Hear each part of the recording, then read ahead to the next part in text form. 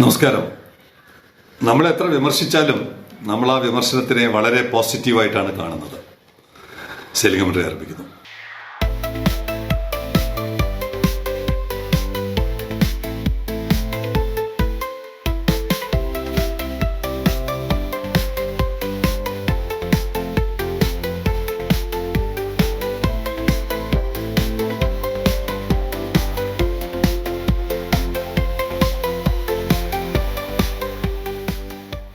ചില സ്ഥിരം പ്രേക്ഷകരുണ്ട് നമുക്ക്.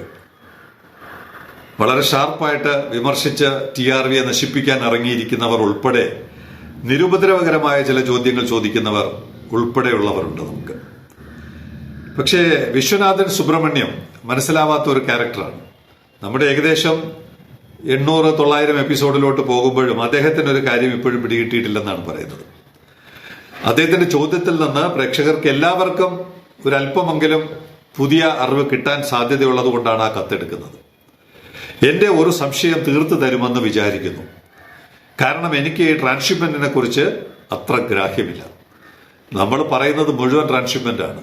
800-900 ദിവസമായിട്ട് പറഞ്ഞുകൊണ്ടിരിക്കുന്നത് അതാണ്. എനിക്ക് ട്രാൻസ്ഷിപ്മെന്റിനെ കുറിച്ച് അത്ര ഗ്രാഹ്യമില്ല.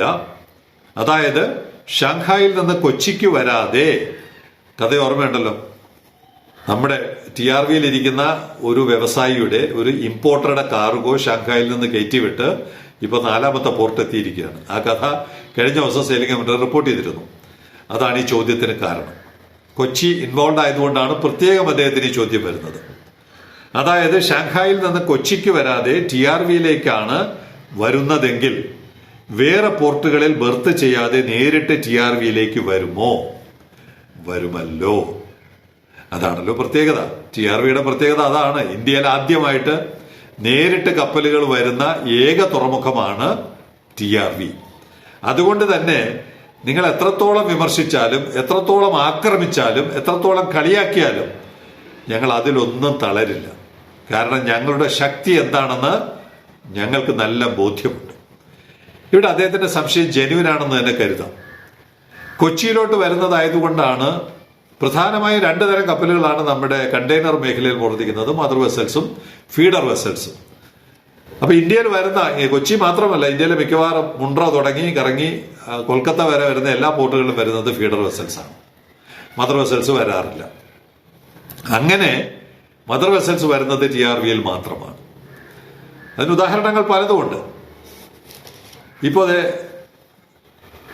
ജെയ്റ്റ് സർവീസിലെ ലൊറേറ്റോ സിംഗപ്പൂരിൽ നിന്ന് നേരെ വരുന്നു. അവിടെ നിന്ന് ഇനി നേരെ പോകുന്നത് വെലൻസിയയോ അതുപോലെ ഏതെങ്കിലും പോരും. അപ്പൊ നേരിട്ട് പോവുകയാണ്.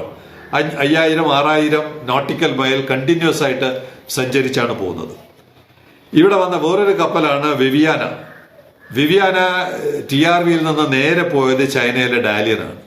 11 ദിവസം, കൃത്യം 11 ദിവസം കൊണ്ട് TRV ഡാലിയൻ, ചൈനയിലെ ഡാലിയൻ പൂർത്തിയാകുമ്പോൾ ഷാങ്ഹായിൽ നിന്ന് പുറപ്പെട്ട കപ്പൽ 17 ദിവസമായിട്ട് ഇപ്പോൾ 4ാമത്തെ പോർട്ടിൽ എത്തിയുള്ളൂ.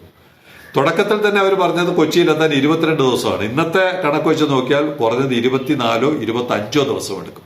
ഇപ്പൊ വ്യത്യാസം മനസ്സിലാവുന്നുണ്ടല്ലോ. TRVയിലോട്ട് വരുന്നതും പോകുന്നതിന് എടുക്കുന്ന സമയവും ഇന്ത്യയിലെ മറ്റൊരു പോർട്ടിലോട്ട് പോകുന്നതിന് എടുക്കുന്നതിനും ഇരട്ടി സമയം എടുക്കുകയാണ്. ഇനി നോർഫോക്ക് എന്ന കപ്പൽ നേരിട്ടാണ് വന്നത്. നോർഫോക്ക് എന്ന GSL നിങ്ബോ നേരിട്ട് TRVയിൽ വന്നു.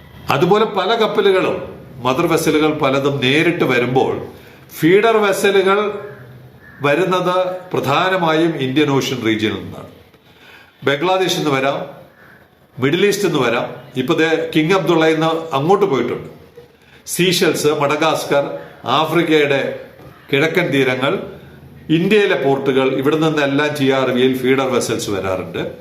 ഇവിടെ നിന്ന് വിദേശ രാജ്യങ്ങളിലോട്ട് ഇപ്പൊ നേരെ റിയോ ഡി ജനീറോയിലോട്ട് പോയിട്ടുണ്ട്. ബ്രസീൽ ഏകദേശം 6000 നോട്ടിക്കൽ മൈലാണ്. അപ്പോൾ വ്യത്യാസം ഇതാണ്.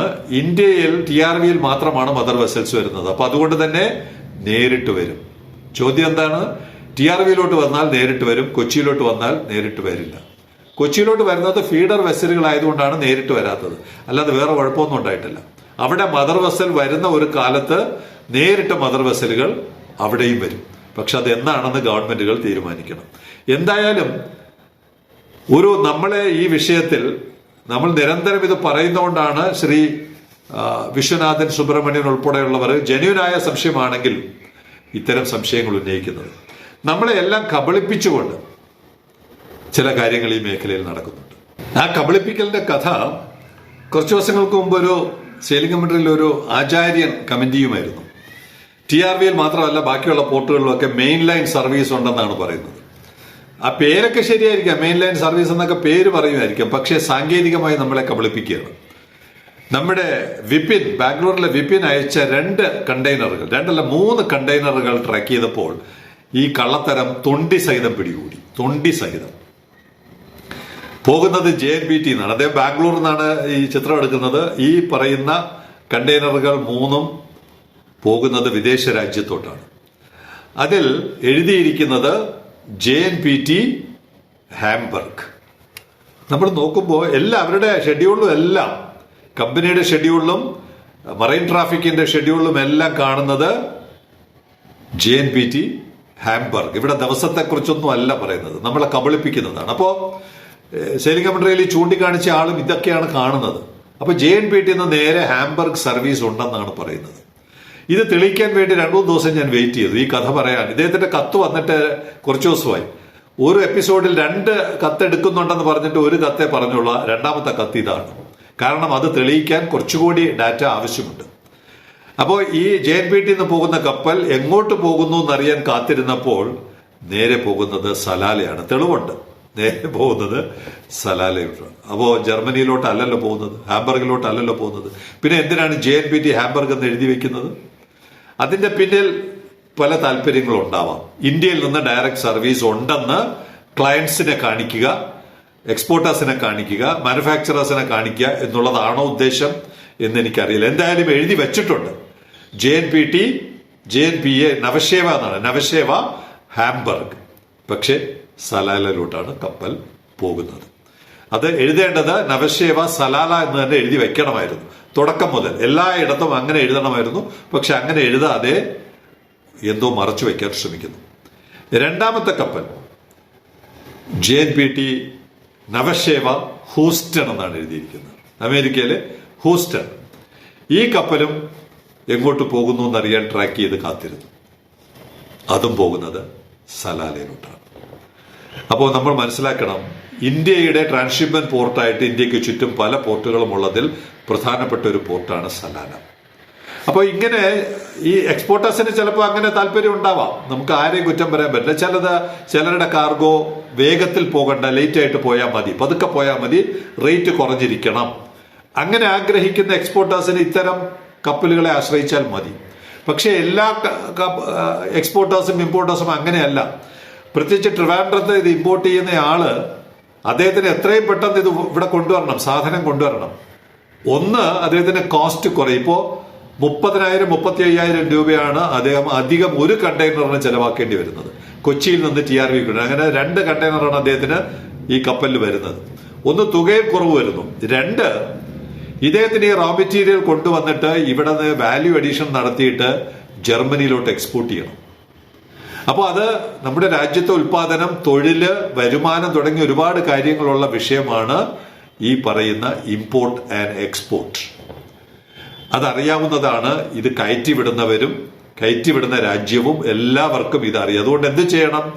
ഇന്ത്യയിലോട്ട് ഇത്തരം വാല്യൂ അഡീഷനിലോട്ട് പോകുന്ന സാധനങ്ങൾ കുറച്ച് വൈകി പോയാൽ മതി എന്നുള്ളൊരു താല്പര്യം ചില രാജ്യങ്ങൾക്കെങ്കിലും ഉണ്ട്. അവരാണ് ഇവിടെ വരുന്ന ചരക്കുകൾ താമസിപ്പിക്കാനുള്ള ഇത്തരം ഫീഡർ വെസലുകളിലൂടെ പ്രയോഗം നടത്തുന്നത്. ഇപ്പൊ നമ്മൾ മനസ്സിലാക്കേണ്ടത്, നമുക്ക് ആദ്യമായിട്ട് ഒരു മദർ പോർട്ട് വരുമ്പോൾ അത് പരമാവധി നേരത്തെ ഉപയോഗപ്പെടുത്തി ഇന്ത്യ രാജ്യത്തെ കയറ്റുമതിക്കാരെയും ഇറക്കുമതിക്കാരെയും സഹായിക്കുന്ന ഒരു നടപടി ഡൽഹിയിലെ ഗവൺമെന്റും കേരളത്തിലെ ഗവൺമെന്റും ഒക്കെ എത്രയും പെട്ടെന്ന് നിർവഹിച്ചു കൊടുത്താൽ നമ്മുടെ രാജ്യത്തിന്റെ വളർച്ചയും തൊഴിൽ ഒരല്പമെങ്കിലും കൂട്ടാനും ഒക്കെ ഉപകരിക്കും എന്നുള്ളതാണ് ഈ ചോദ്യത്തിന്റെ ഏറ്റവും ഒടുവിൽ എനിക്ക് പറയാനുള്ളത്. ആദ്യം പറഞ്ഞ ചോദ്യത്തിൽ വ്യക്തമായും ഫീഡർ വെസലുകളെല്ലാം വളഞ്ഞും തിരിഞ്ഞും കയറിയും ഇറങ്ങിയേ വരുള്ളൂ. മദർ വെസലുകളെല്ലാം ഡയറക്റ്റ് ആയിട്ട് TRV പോലുള്ള പോർട്ടുകൾ വരും. നേരത്തെ പറഞ്ഞതുപോലെ ലോകത്ത് സെയിലിംഗ് കമന്ററിയുടെ ഒരു കണക്കുകൂട്ടൽ അനുസരിച്ച് ഷാങ്ഹായ്, TRV, റോട്ടർഡാം ലോകത്തിലെ പ്രധാനപ്പെട്ട 3 മദർ പോർട്ടുകൾ ഇത് കേന്ദ്രീകരിച്ചായിരിക്കും ലോകത്തിന്റെ വ്യാപാരം നടക്കുന്നത്. അതുകൊണ്ട് TRVയെ സഹായിക്കുന്ന സമീപനം ദയവ് ചെയ്ത് പ്രേക്ഷകരും അല്ലാത്തവരും സ്വീകരിക്കണമെന്ന് മാത്രമാണ് അഭ്യർത്ഥിക്കുവാനുള്ളത്.